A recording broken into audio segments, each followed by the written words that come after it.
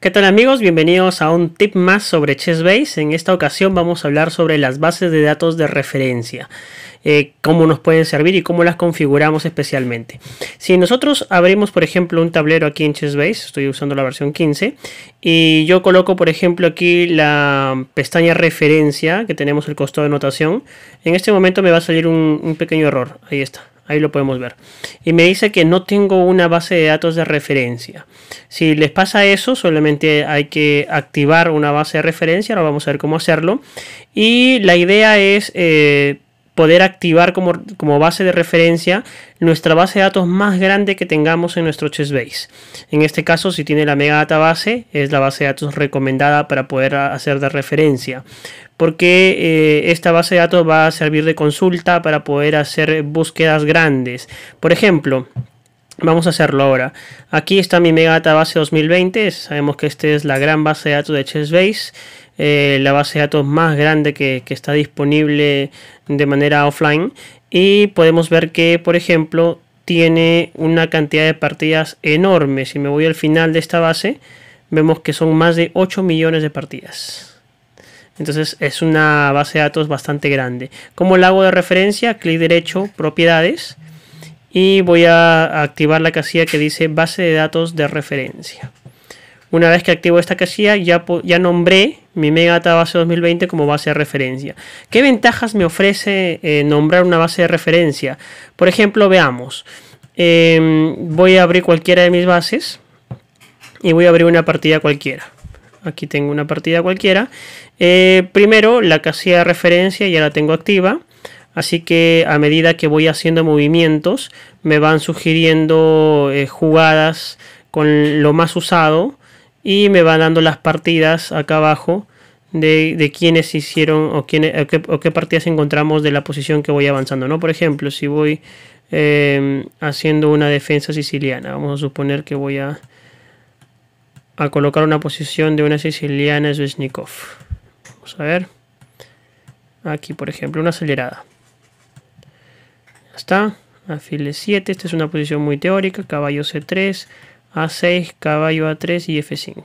Aquí. Por ejemplo, ¿no? Aquí tengo las opciones con blancas. Hay E por F5, 671 partidas en mi base de referencia. Alfil D3, 138 partidas. Y así. Aquí tengo que jugadores han empleado estas líneas, ¿no? Por ejemplo, vemos ajedrecistas bastante conocidos, ¿no?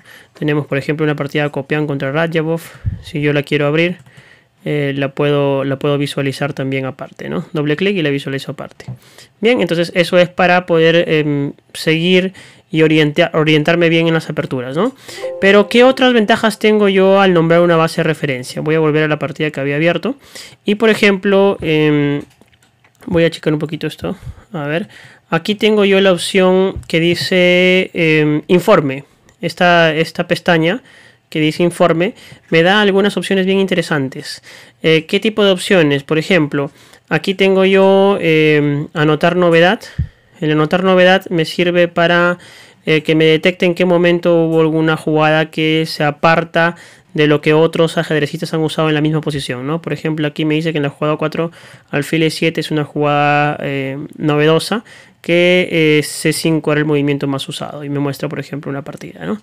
Eso lo extrae de la base de datos de referencia. También tengo la posibilidad de ver en esta misma posición qué otras partidas tienen los mismos jugadores. Si yo pongo acá mismos jugadores, me va a buscar qué otras partidas hay de los mismos jugadores en esa posición. Y por ejemplo, sí, encuentro que Lasker, que por ejemplo jugó esta partida contra Bauer, tiene aquí también otra partida más en el año 1908. También tenemos unas partidas de Beard que está jugando contra el Lasker, pero con el color invertido, ¿no? Lasker con negras. Es decir, me está buscando las partidas de uno o los dos ajedrecistas en esta posición que hayan jugado también en otros años, ¿no?